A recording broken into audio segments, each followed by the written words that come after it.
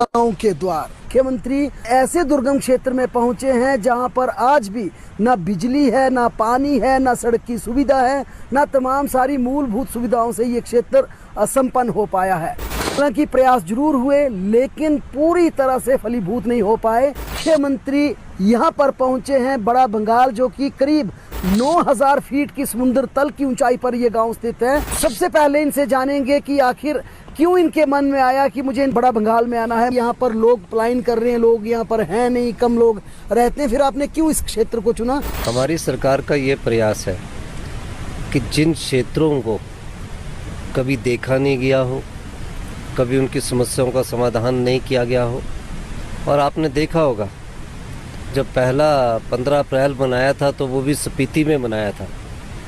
मेरा मकसद गांव के लोगों की समस्याओं को समझना है और धरातल पर जाकर फिर योजनाओं का स्वरूप बनाना है। जब मैं खुद व्यक्तिगत तौर पर देखूंगा, मेरे साथ अधिकारी आते हैं, अधिकारी व्यक्तिगत रूप से देखते हैं, तो हम समस्याओं का सही आकलन कर पाते हैं और योजना को हम सही रूप से आगे बढ़ा सकते हैं। इस दृष्टिकोण से मैं आज बड़ा बंगाल आया हूँ, बैजनाथ विधानसभा क्षेत्र के, जहाँ हमारे साथ किशोरीलाल विधायक जी भी है। इन्होंने काफ़ी समय भी मेरे को कहा था कि बड़ा बंगाल चलना है, छोटा बंगाल चलना है, और आज मैं यहाँ पूरी रात यहाँ रहूँगा। सुबह से हम 9 बजे से यहाँ लोगों से मुलाकात कर रहे हैं और यहाँ की समस्याओं का आकलन कर रहे हैं। मेरा मानना है कि प्रदेश का कोई भी क्षेत्र हमारा जो हमसे छूटे ना, विकास की दृष्टि से छूटे ना, और जो हमारी संपदा है वो प्रदेश के उन पिछड़े इलाकों में तक भी पहुँचे ताकि उसका लाभ वो लोग उठा सकें। जी, दूसरा हमारा प्रयास सर ये था कि जैसे छोटा बंगाल आपने बोला, वहाँ पर थिक पॉपुलेटेड एरिया, काफ़ी संख्या, यहाँ पर लोग कम है और माना जाता है कि यहाँ के लोग भी नीचे चले जाते हैं। फिर आपके मन में ये क्यों आया मुझे बड़ा बंगाल ही जाना, जबकि यहाँ पर कम लोग हैं? तो क्या था आपके मन में सर ऐसा? देखो, लोग चाहे कम हो पर प्रदेश के लोग हैं।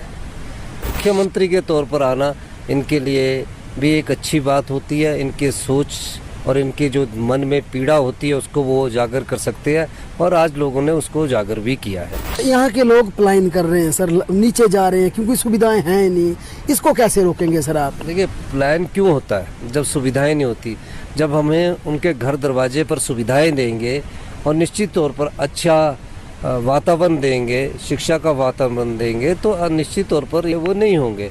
लेकिन हमें ये भी देखना है कि बच्चों को अच्छी शिक्षा मिले। इस दृष्टिकोण से हमारी सरकार बड़ा बंगाल के लोगों के लिए एक योजना लेकर आएगी।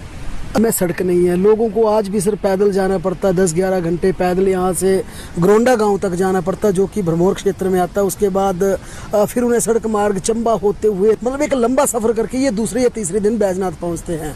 तो क्या सड़क के लिए आपकी ठोस नीति या ठोस योजना है सर आपके मन में कि वाकई एक सपना साकार होगा जो बड़ा बंगाल की क्षेत्र की जनता दशकों से देख रही है? देखिए, बड़ा बंगाल पर्यटन की दृष्टि से भी बहुत सुंदर है और निश्चित रूप से यहाँ पर्यटक भी आए।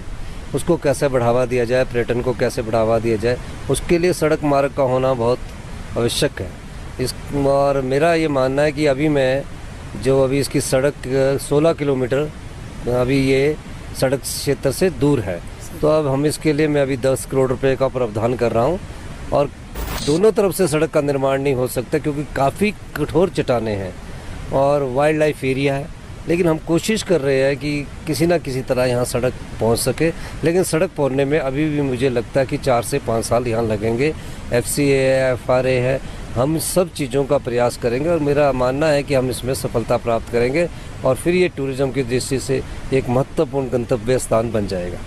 लेकिन सर पीछे जब बरसात आई तो स्कूल, दूसरे तमाम संस्थान बह गए। राबी में जब फ्लड आया तो जो बच्चे हैं सर यहाँ पर उनको स्कूल नहीं है, इवन प्राइमरी स्कूल भी नहीं आज की डेट में, और इसी के कारण इनको पलायन करके नीचे जाना पड़ रहा है। तो यहाँ के बच्चों को सर एजुकेशन मिले, स्थायी व्यवस्था हो, तो क्या आप यहाँ पे टेम्परेरी स्कूल अरेंज कर रहे हैं या जो नीचे बच्चे गए उनके लिए कुछ करना चाहते हैं? नहीं, यहाँ से बच्चे सिर्फ 20-25 बच्चे हैं, हम उनके लिए एक योजना लेके आएंगे। उनको हम इनका एक स्कूल नोटिफाई करेंगे कि बड़ा बंगाल के बच्चे स्कूल में पढ़ेंगे और उनको हम कुछ इंसेंटिव्स देंगे। और निश्चित तौर पर जब बच्चे अच्छे स्कूल में पढ़ेंगे तो अच्छी शिक्षा भी ग्रहण करेंगे और इस क्षेत्र के लोगों को जो स्पेशल इंसेंटिव्स उन बच्चों की पढ़ाई के लिए मिलेगा वो हम मिलेंगे। उसके लिए एक योजना हम बनाएंगे। बिजली बिल्कुल नहीं है। आप भी आज रुकेंगे पूरी रात यहाँ, और पहले से आपको पता था कि यहाँ पर बिजली नहीं है, तो उसके लिए सर आपका क्या कोई ऐसा विज़न है कि इस घाटी में भी कभी बिजली जगमगाए, यहाँ के लोग भी उस सुविधा से बिल्कुल अपने आप को उसकी अनुभूति कर सके, ऐसी योजना है आपके मन में? निश्चित तौर पर बिजली नहीं है, आज हम भी अंधेरे में रुकेंगे और ये महसूस करेंगे कि अंधेरे में रुककर बच्चों की पढ़ाई पर कितना असर पड़ता है और परिवार कैसे जीवन यापन करते हैं। हमारे समय में भी कई बार घरों में अंधेरा होता था जब हम थे, लेकिन आज तो ऐसा क्षेत्र है जहां अंधेरे में रुकेंगे। तो उसके लिए मैंने प्रयास कर रहा हूं कि यहाँ पहले तो जनरेटर सेट के द्वारा बिजली उपलब्ध करवाई जाए, और जब जनरेटर सेट होगा तो उसमें डीजल की सुविधा जैसे हम 6 महीने पहले दे देते हैं, उसी प्रकार से हम बिजली का जनरेटर सेट यहाँ उपलब्ध करवाएंगे ताकि तुरंत प्रभाव से इस गांव के लोगों को बिजली उपलब्ध हो सके। और धीरे धीरे यहाँ देखा जाएगा इतनी कम से कम 1000-1500 मेगावाट का यहाँ हाइड्रो प्रोजेक्ट जो नदी का भाव है उस ढंग से लग सकता है यहाँ, तो उस बारे में हम अभी सोच विचार करके आगे बढ़ेंगे। जी, जब आप यहाँ पर आए तो हम भी देख रहे थे, जब आप यहाँ पहुँचे तो आपको लाने के लिए कारकेट नहीं था, गाड़ियाँ नहीं थी, जहाँ आप उतरे वहाँ से आपको पैदल आना पड़ा। 2 चीज़ें बताती हैं। पहला तो ये कि वाकई अब भी देश में या प्रदेश में ऐसा क्षेत्र है जहाँ पर कोई सुविधा नहीं है, बिल्कुल सुविधा नहीं है, सुविधाओं से ये पूरी तरह से वंचित है। दूसरा, कभी ऐसा आपको अनुभव हुआ कि आप आए हो और सामने कारकेट ना लगा हो? देखो, मेरे को कारकेट की जरूरत नहीं है, मैं तो अपने कारकेट को बिल्कुल ही कम करना चाहता हूँ। 20 साल में एमएलए रहा, मैंने कभी पीएसओ लेने की बात नहीं सोची। फिर जब चुनाव आए तो उससे पहले मैंने मुख्यमंत्री के चुनाव आने से पहले उस वर्ष मैंने पीएसओ लिया। अब यहाँ कारकेड आए बेचारे, जो स्टाफ वाले आए 15-16 किलोमीटर पैदल चल कर आए, वो भी इसलिए अधिकारियों को मैंने कहा कि आप जाकर पहले समस्याएं तो देखें। और मेरे को थोड़ा सा खुला घूमने की आदत है और मैं खुलकर रहता हूँ, तो मैं तो इसको भी कम करने की सोच रहा हूँ। अगर मुझे पुलिस इजाज़त देगी तो मैं अपने कारकेड और अपने गाड़ियों के काफिले को बिल्कुल कम करना चाहता हूँ। लोगों से बात कर रहे हैं, मिल रहे हैं, लोगों का एक सर बहुत बड़ी लोगों की जो बेसिक जो प्रॉब्लम है या जो दिक्कत आती है यहाँ पर, वो ये है कि यहाँ पर डॉक्टर्स नहीं होते, यहाँ पर तमाम दूसरे कर्मचारी नहीं होते, अधिकारी नहीं होते। सरकार तैनाती कर देती है, लेकिन जिनको सरकार तैनात करती है उन्हें भी दिक्कतें होती हैं, अपने परिवार से काफ़ी दूर होते हैं, वे चले जाते हैं, ट्रांसफ़र करवा लेते हैं, एडजस्टमेंट करवा लेते हैं। आप सर, चाहे वो बागा सरान का इलाका हो, डोडरा क्वार हो या कुप भी हो या फिर पांगी हो या बड़ा बंगाल हो, आप हिमाचल प्रदेश के ऐसे दुर्गम जो बहुत रिमोट एरियाज़ हैं, ऐसी कोई पॉलिसी लाएंगे कि जो यहाँ पर चाहे वो डॉक्टर्स हो, टीचर्स हो, जो भी अधिकारी कर्मचारी यहाँ सेवाएं देते हैं, उनको स्पेशल इंसेंटिव दिया जाए, उनको प्रमोशन का एक चैनल बढ़ाकर, ऐसी पॉलिसी है सर सरकार के दिमाग में कि जो अपना टेन्योर पूरा करेगा उसे एक प्रमोशन देंगे या स्पेशल सैलरी देंगे, स्पेशल इंसेंटिव देंगे कर्मचारियों को आकर्षित करने के लिए? सरकार का ऐसा विजन है सर कोई?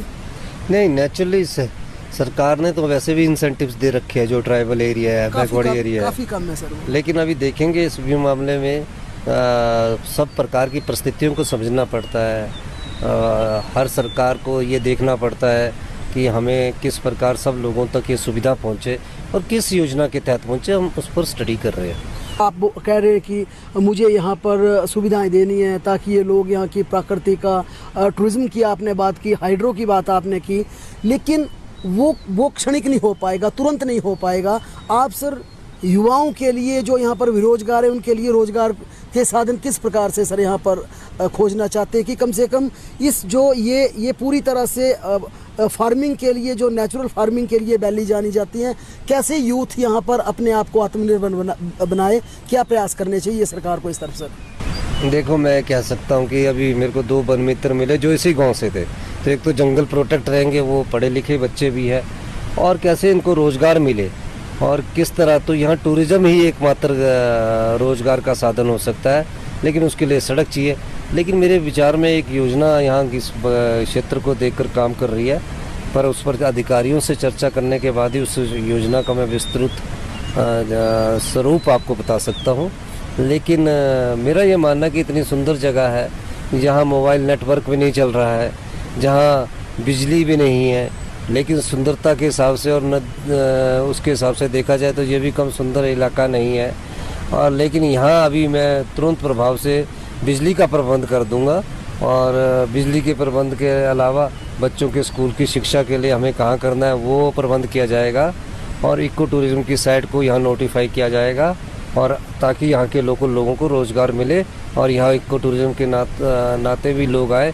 पर यहाँ से काफ़ी ट्रैकिंग के रूट भी है, और ट्रैकिंग रूट को भी हम नोटिफाई करेंगे ताकि ट्रैकर्स यहाँ आए और यहाँ के लोकल जो प्राकृतिक रूप से उगी हुई यहाँ खेती है उसका आनंद उठाए। यहाँ राजमा बिल्कुल प्राकृतिक रूप से होती है। तो मैं इस बड़ा बंगाल के इस जो गांव है, ऊपरला बंगाल और निचला बंगाल, इसको भी प्राकृतिक गांव विलेज के रूप में हम नोटिफाई करेंगे। बिजली भी देंगे, हाइड्रो के प्रयास करेंगे, लेकिन जो बेरोजगार हैं वो यहाँ रोजगार के साधन यहाँ पर कमा सकें, बना सकें, इसके लिए आपकी सरकार की क्या योजना सर इस इलाके के लिए? इस इलाके में जैसे भेड़ बकरी पालन वाले हैं, लेकिन जो भेड़ बकरी पालक है उनका मीट जो प्राकृतिक रूप से है उसका रेट एक फिक्स करना होगा तकरीबन, ताकि ये भेड़ पालक जो है, चाहे वो हमारे गद्दी भाई भी है, वो इस धंधे से दूर ना हो और अपने रोज़गार का साधन अपनाए। इसलिए मैं चाहता हूँ कि इसका रेट 1500 और 2000 रुपये प्रति किलो के हिसाब से किया जाए, क्योंकि जो नेचुरल है ये कोई टीके से नहीं बना है। तो उस बारे में हमारी सरकार काम करेगी। प्राकृतिक रूप से जो राजमा पैदा होता है उसका रेट बड़ा बंगाल के नाम से तय किया जाएगा, और यहाँ काला जीरा होता है। ये सब चीज़ों को अध्ययन करने के बाद प्राकृतिक रूप से एक रेट तय किया जाएगा। ये मैं एग्रीकल्चर डिपार्टमेंट के अधिकारियों से बात करने के बाद ही आगे इसकी घोषणा करूँगा।